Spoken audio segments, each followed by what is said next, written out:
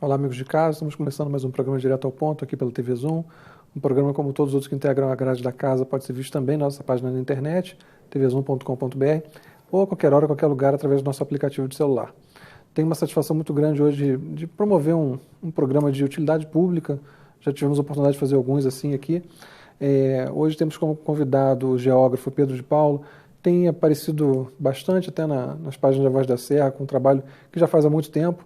Ele é geógrafo, trabalha no IBGE, mas não é pelo IBGE que ele está aqui, sim pelo trabalho voluntário que ele faz há muito tempo em Nova Friburgo, também no Rio de Janeiro, sobretudo relacionado à coleta de lixo, a descarte de lixo, de materiais que a gente muitas vezes não sabe como descartar. Então é um programa que vai falar um pouco sobre isso, também sobre o trabalho que ele já faz há bastante tempo. Pedro, queria te agradecer por ter aceitado prontamente o nosso convite. Eu que agradeço, é um grande prazer. Você rapidamente já aceitou e, enfim, a gente tem tido a oportunidade, através do Jornal Voz da Serra, mostrar um pouco desse trabalho, mas conta pra gente, pessoal de casa, se apresenta um pouquinho, fala sobre o seu trabalho, esse interesse que você sempre teve, né, pelo descarte de lixo, até foi tema da sua monografia. Sim. Explica brevemente pro pessoal de casa como é que foi isso. Sim, eu sou voluntário também do Parque Nacional da Tijuca, né, faço manutenção de trilhas lá, eu já participei de 85 mutirões oficiais, né, e lá a gente faz a manutenção de trilhas, faz a limpeza, né, o parque tem até estado mais limpo em função disso, né, do voluntariado. Você é carioca, né? Sim, eu sou carioca, mas eu moro em Friburgo há quase 11 anos, vou fazer 11 anos de Friburgo em janeiro. Então você já fazia esse trabalho antes de vir para cá? Eu já fazia no parque, né, a manutenção de trilhas que inclui também a coleta de lixo, né, e eu morei 6 anos e meio em Lumiar, mais precisamente no Benfica, e eu trouxe esse voluntariado para a região, né, e eu fazia a limpeza dos rios lá também, da região de Lumiar, né, e então eu sempre fui ligado, assim, engajado nesse tipo de coisa, né, eu gosto assim de trabalhar em prol do meio ambiente, né, voluntariamente. Há pouco tempo você subiu, aliás, não é um trabalho que você faz sozinho não, né, você também faz aqui em Nova Friburgo junto com o Centro Expedicionário, né, vocês já recolheram, ali no Morro da Cruz, por exemplo, já recolheram uma quantidade enorme de garrafas, né, explica pra gente um pouquinho, Pedro. A gente sabe que tem muitos acumuladores pela cidade, muitas pessoas que não sabem como descartar, em alguns locais a própria rede de coleta não chega. Explica um pouco para o pessoal de casa os riscos atrelados a esse tipo de descarte, que muitas vezes a pessoa joga para debaixo do tapete, né? Joga no rio, joga na margem do rio, joga em terra, né? Tem muita gente que enterra, queima, e às vezes a queimada vai, enfim, foge do controle. Explica um pouquinho desses riscos pela tua experiência como geógrafo e como voluntário. O tipo de risco que pode acontecer com o descarte errado, e depois, mais para frente, a gente fala como é que as pessoas devem descartar de forma correta. Claro, você tem vários riscos, né? Por exemplo, gente que joga lixo na rua, né? Você pode entupir os ralos, né, pluviais, né? Então é importante que a pessoa assim, leve seu lixo para casa ou para a lixeira mais próxima, né? Não jogar o lixo na rua. Se você tem um sofá, por exemplo, para descartar o entulho, procure uma empresa especializada. Isso é uma coisa, né, que a gente... Tem muita coisa, muitos objetos que são de grande porte, e o pessoal não sabe como descartar. Não sabe como descartar, e a gente acaba vendo muito isso em Rio, né, cara? Sim. Você tem empresas especializadas, essas que usam a caçamba de entulho, né, de 5 metros cúbicos, né, elas fazem a coleta disso, você tem que pagar uma taxa. Mas elas fazem essa coleta, né? Ou então qualquer coisa também pergunte ao gari, né, como que ele pode descartar isso, né, que ele pode te informar. Porque o incorreto mesmo é você jogar isso em qualquer lugar, né? Você joga dentro de rio, você pode estar contribuindo até para enchente, né, jogando lixo dentro do rio, né? Você pode estar contribuindo para a proliferação de vetores, que são animais que transmitem doenças, como ratos, baratas, mosquitos, né? Eu, quando fiz uma coleta no início da trilha do Morro da Cruz, só garrafas long neck, né, de cerveja, eu catei 3.364, né? A informação que eu obtive que tinha um acumulador compulsivo, né, que ficava acumulando garrafas ali para poder construir uma casa de garrafas. Só que ele começou a acumular isso em meados de 2014 e em diante, e já estava acumulando água, já detectei focos de mosquitos no local, né? Então eu voluntariamente resolvi fazer a limpeza do local. Então eu catei 3.364 garrafas long neck, 380 copos de mate Guaraná, 314 embalagens PET em geral, 43 garrafas de vidro em geral, fora as long necks, 43 latões de ervilha e milho, né, com capacidade de 2 quilos cada, entre outros materiais, né, 107 latinhas de alumínio. E esse material era acumulado ali, descartado, né, aqueles sacos, ele conseguia doação de lixo de restaurante. Então levava esse material para lá, para o início da trilha, acumulava ali, inclusive próximo da Igreja Católica da Praça do Suspiro. Né? Ali pertinho da igreja, ninguém sabe, mas eu catei sábado retrasado 606 garrafas. Né? Somando o total da 3.364 só de long neck. Né?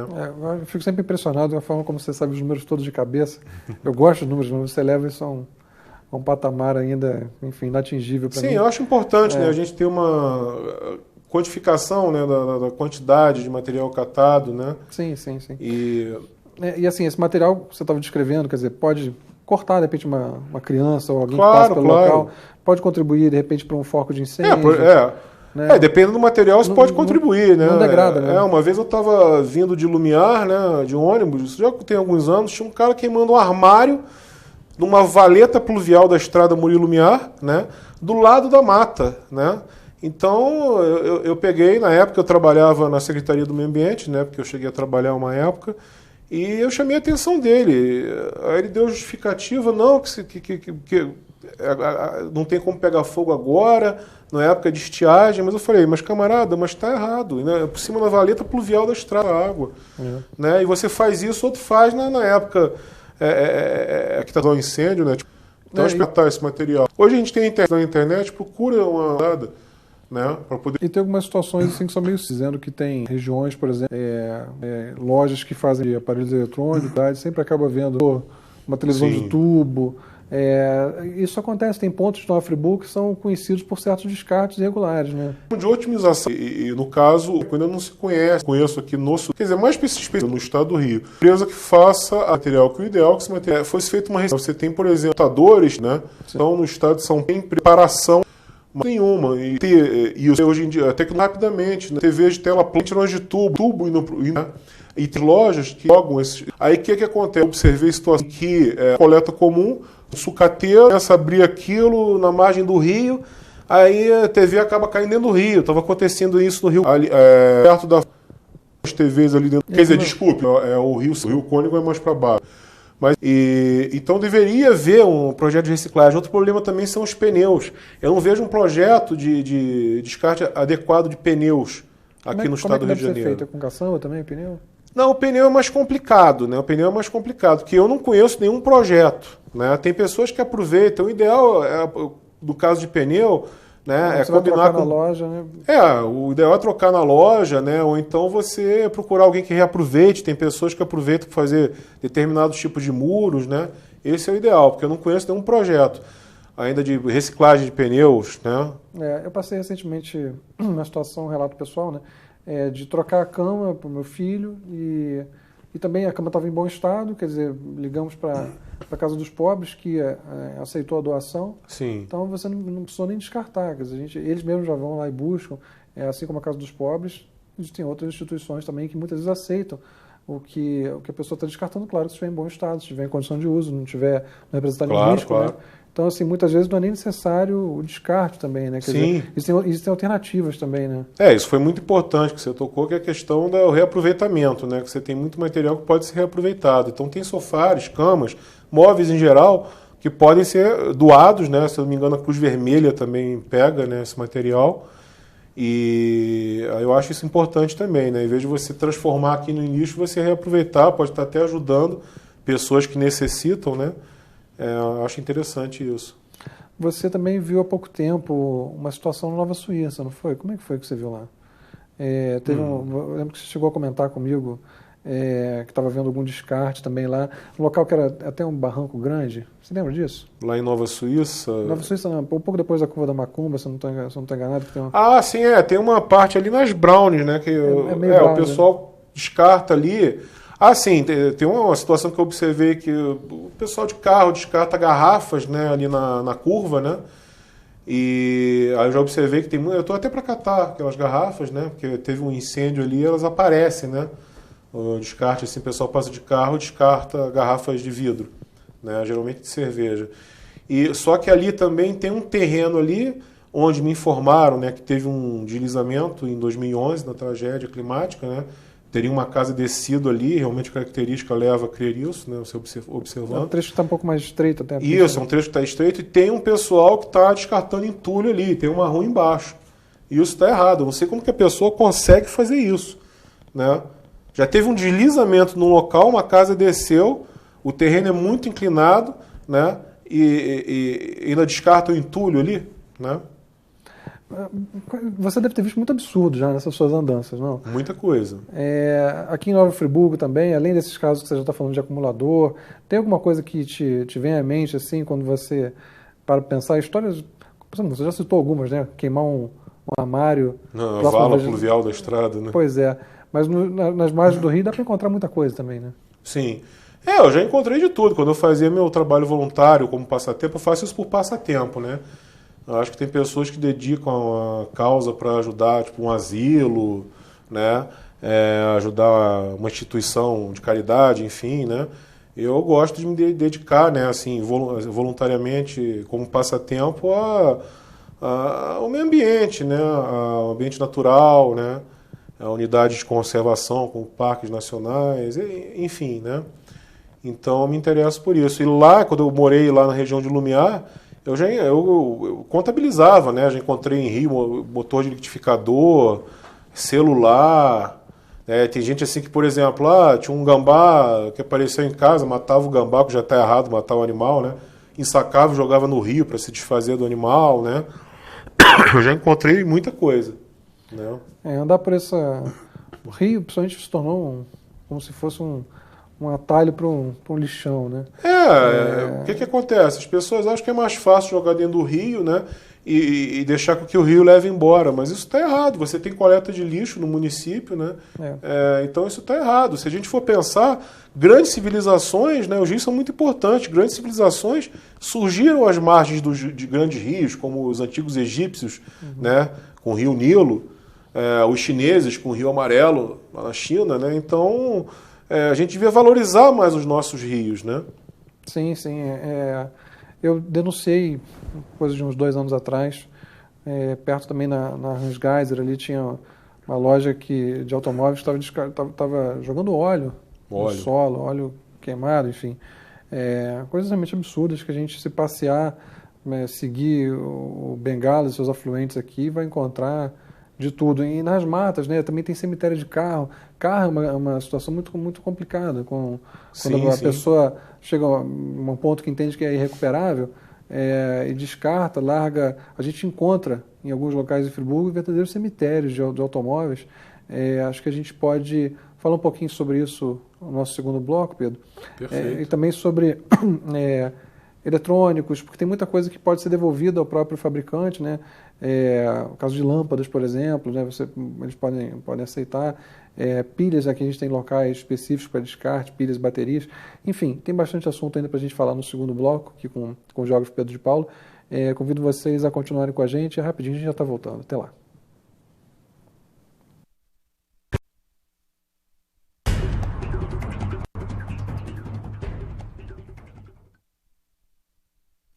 Para baixar o aplicativo da TV Zoom, entre na Google Play se o seu dispositivo for Android ou na App Store se você estiver usando o iOS. No campo de busca, digite TV Zoom e ache o nosso ícone. Clique no botão para baixar e aguarde a instalação. Pronto! O seu aplicativo TV Zoom já está pronto para você usar.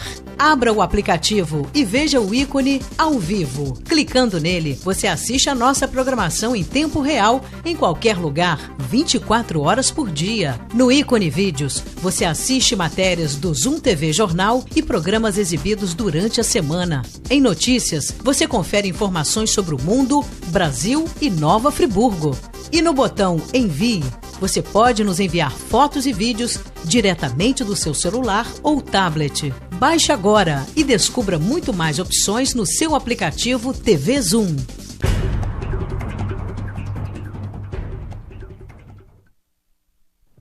Olá, amigos de casa, estamos de volta para o nosso segundo e último bloco do programa Direto ao Ponto. Hoje com o geógrafo Pedro de Paulo, que está dando uma aula para a gente, dividindo um pouco do seu conhecimento, de sua experiência, acumulado não só na academia, na formação, mas, sobretudo, na prática, atuando como voluntário. Pedro, a gente estava falando um pouquinho sobre automóveis. Você se depara muito na Nova Friburgo com carcaças abandonadas, eu já vi alguns, assim, algumas andanças, imagino que você deve encontrar isso também, né? Assim, o que eu me lembro, eu já observei uma situação dessa no início ali da estrada para Caledônia, né? Eu já observei, já tem um tempo, né, a carcaça de um automóvel lá. E no Benfica também eu já observei uma vez, mas também que já foi retirada, né? Eu já vi até no Tinguili, aqui perto. No Tinguili também. Às vezes a pessoa abandona, deixa, começa a nascer mato ali, vai ficando. Sim, eu já observei algumas vezes, sim. A gente não encontra isso em trilha, né? Mas geralmente em acesso, assim, também de mata, né? Um problema ambiental sério também, né? Tem sempre pode acumular, né? Água, né? Dar foco de mosquito, né? Então realmente é complicado, também né? Oi? O óleo também, às vezes. Sim, às vezes não foi feita a coleta desse óleo que tem ali, né? Aí o carro vai se deteriorando, né? Aí esse óleo pode acabar vazando e contaminando, né, o ambiente natural, especialmente o lençol freático, né? Que é a camada de água natural que tem abaixo do solo, etc. Né? Fala um pouquinho sobre a questão dos vazadouros também. Aqui em Friburgo eu já observei, né, que tem o que eu chamo de vazadouros clandestinos, né? São locais de ponto de descarte, principalmente de poda, de material de poda. E na minha visão, esses vazadores eles tinham que ser acabados, tinha que acabar com isso, né? Porque até a própria prefeitura usa algum desses vazadouros, né? Às vezes eles fazem um serviço de poda e aí, em vez de levar o material até o aterro, às vezes eles estão num bairro mais longe, assim, e descartam nesse vazadouro. Muri tinha 10 anos atrás, eu não sei como está a situação atual, né? E você acumulando esse material, eu já observei que você tem um acúmulo, aí depois passa um incendiário, aí toca fogo naquilo ali, e esse fogo pode se espalhar para a mata, né? Quando você fala material de poda, você está falando de vegetais mesmo. Material de varrição, né? Mas principalmente galho, né? E dependendo da distância do aterro, às vezes esse material é jogado em vazadouro clandestino. Lá em São Pedro da Serra também eu já observei né? E só que também a população acaba usando isso para descartar outros materiais, como eletrônicos, galões, pneus, né? Em Muri tinha não sei como que está a situação agora, e que eu observei isso, a população jogava também pneus, eletrônicos, e uma vez teve um incêndio, tocaram fogo nesse material lá. E isso pode se espalhar, né? E é muito importante colocar aqui que incêndio não é legal, tá? O incêndio, você pode atingir outras casas, né? E a floresta, ela está ali em equilíbrio, né? Se tem um incêndio na floresta, você tira essa vegetação, a vegetação acaba morrendo, você tem problema, acaba causando mais erosão no local, porque a chuva bate no solo e vai causando a erosão, porque você não tem a cobertura vegetal para segurar a parte da água que cai da chuva, né? Então não é legal, entendeu? Você mata muitos animais com os incêndios. Tem impacto sobre a fauna enorme. Dá impacto, né? Lá no Rio de Janeiro, no Parque Nacional da Tijuca, onde eu sou voluntário, né, foi feito um reflorestamento, né?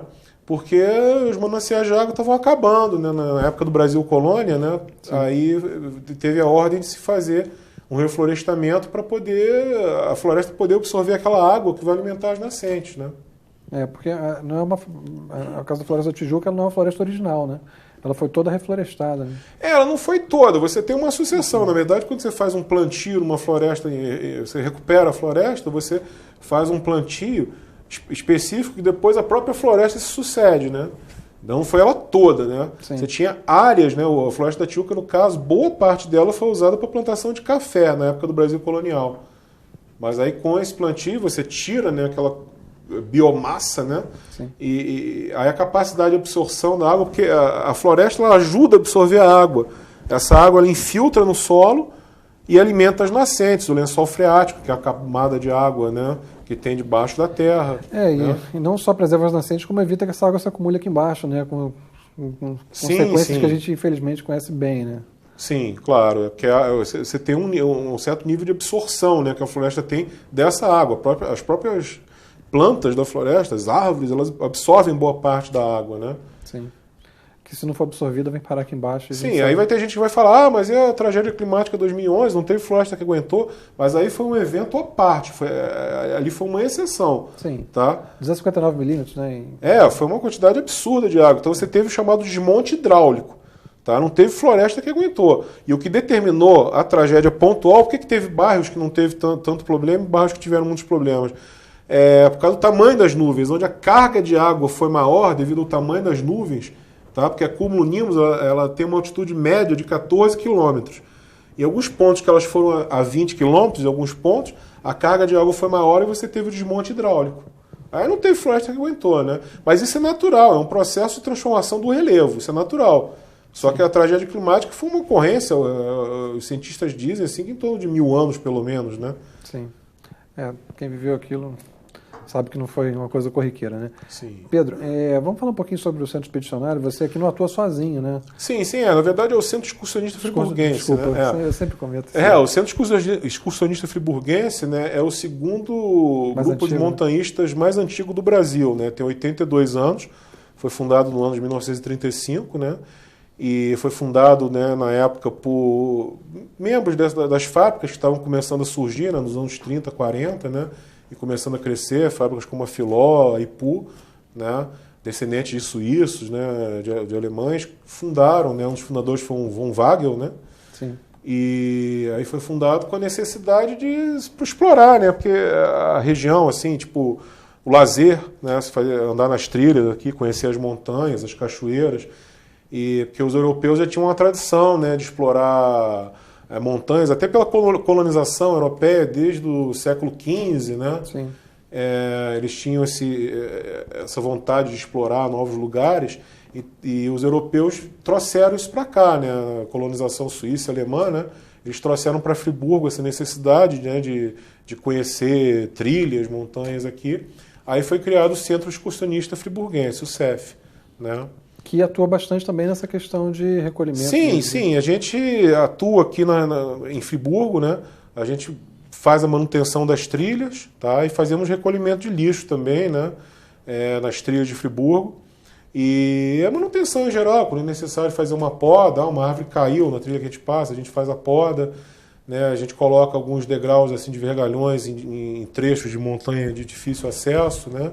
Eu digo isso porque, assim, você faz o seu trabalho voluntário, obviamente, mas você não está sozinho nisso, né? Sim. Existe todo um grupo preocupado com esse tipo de coisa, que na verdade vai ser uma preocupação da sociedade como um todo. Claro. Mas tem um grupo que se dedica a isso longe das manchetes, né? Por baixo do radar. Muita gente não fica sabendo, não tem nem a gratidão que deveria ter com pessoas que estão abnegados, fazem isso sem fins lucrativos. Sim. Que estão fazendo manutenção das montanhas, enfim, todo o recolhimento e também a campanha, né? Tem uma campanha... A gente tem uma campanha chamada Traga o Seu Lixo de Volta, né? Porque a gente pensa o seguinte, se você vai levar o seu lanche na trilha, uma garrafa de água descartável, um copo de mate, né? Qualquer tipo de embalagem, né? Com produto, você está carregando mais peso na ida. Na volta vai ficar até mais leve, né? Você carregar, então não custa nada você trazer o seu lixo de volta e depositar numa lixeira. Geralmente na ida você está subindo, né? Geralmente está subindo tal, e levando aquilo mais pesado. Né? Você já não está levando pesado, não custa nada trazer vazio, vai ser até mais leve.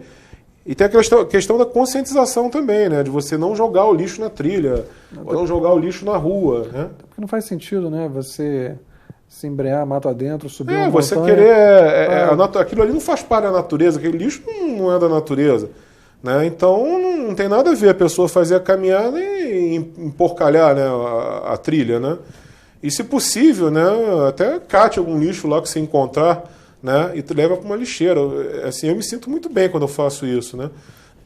Pedro, você sendo geógrafo, você diria que o Brasil, em termos de educação mesmo, para descarte, a gente está muito atrasado, quer dizer, as pessoas quando compram alguma coisa não têm em mente como vão poder descartá-la no futuro. Enfim, como é que a gente pode mudar isso? A gente tem aí 5 minutos para poder encerrar o programa. Você estaria disposto, por exemplo, a ir a escolas, conversar com crianças? Claro. Fala para a gente um pouquinho qual é o caminho para mudar esse tipo de cultura. A gente ainda usa sacola plástica em enormes quantidades, depende da sacola plástica, muitas casas dependem dela para descartar o lixo. Então, o que precisa mudar? Qual é o caminho, Pedro? O caminho para você, enfim, botar para fora a tua opinião. Sim, o caminho realmente é a educação ambiental. Eu acho que falta muito no Brasil a questão da educação ambiental nas escolas, tá? E eu observo, você pode observar em porta de alguns colégios, né? Você muitas vezes vê muitos copos de guaraná, de mate, né, descartado em frente à escola, né? Aquilo só pode ser dos alunos, né? Você tem uma concentração maior, né, de copos e mate. E eu acho que a própria escola já devia começar assim, ela podia observar isso e orientar os alunos a não descartar.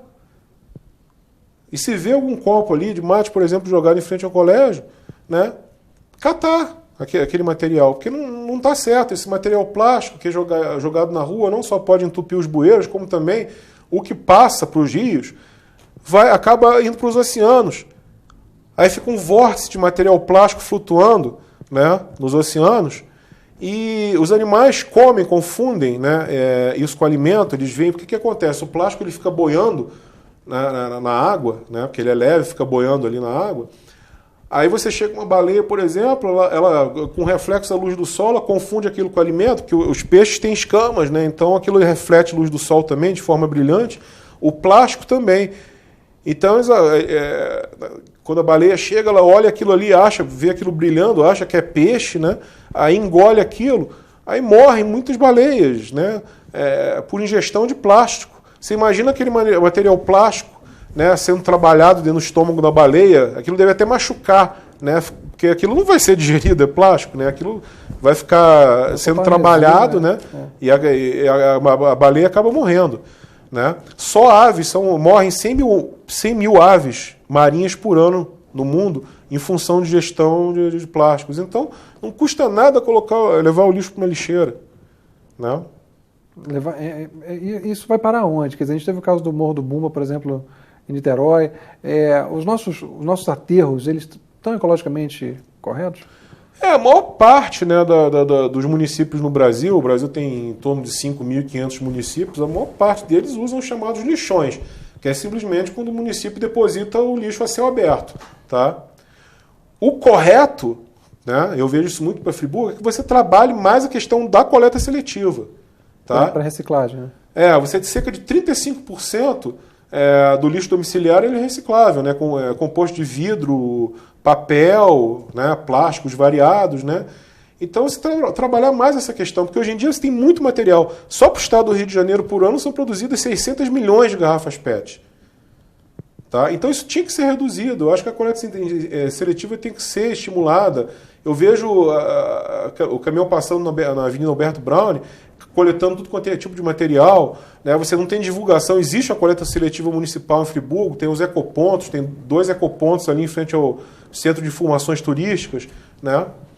Pedro, você tem algum e-mail que eventualmente algum diretor de escola possa usar para entrar em contato contigo? Algum contato que seja mais fácil, que a gente possa passar? A gente está encerrando, estamos no nosso último minuto, mas se você puder passar de repente um e-mail, de repente algum diretor de escola se interessa por botar você em contato com os alunos, acho que seria um trabalho bastante produtivo. Você passa o seu e-mail e a gente encerra o programa. Claro, é pdpzirs@uol.com.br. Perfeito. Pedro de Paulo, geógrafo, eu te agradeço mais uma vez por ter aceitado o nosso convite, por ter explicado um pouco para o pessoal de casa, tirar um pouco das dúvidas, porque eu imagino que a maior parte das pessoas também descartem errado por falta de informação. Sim. Não é, obviamente, por má vontade ou por vontade de prejudicar, mas por falta de informação. Eu acho que o caminho para resolver esse problema passa muito pela informação e você ajudou muito, pelo menos na nossa área de alcance aqui. Pedro, te agradeço mais uma vez. Eu que agradeço. Espero que vocês tenham gostado tanto quanto eu curti. E a gente volta na semana que vem com mais um programa de Direto ao Ponto. Espero vocês lá.